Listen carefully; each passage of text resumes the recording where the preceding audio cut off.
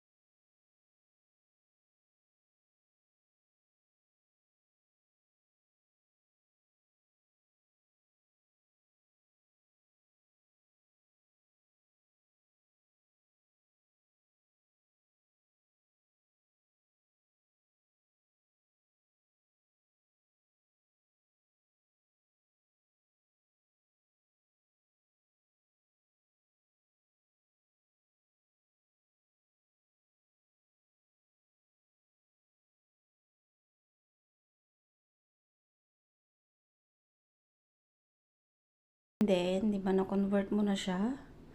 I-download mo naman siya ngayon. Yan, downloading na siya. So, wait lang natin.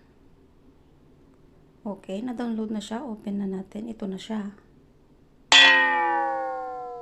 Di ba? Ganun lang siya kadali, guys. Kung may natutunan ka ulit sa aking videos, guys, please like and subscribe sa aking YouTube channel para updated ka po sa aking mga videos. Bye po! Peace.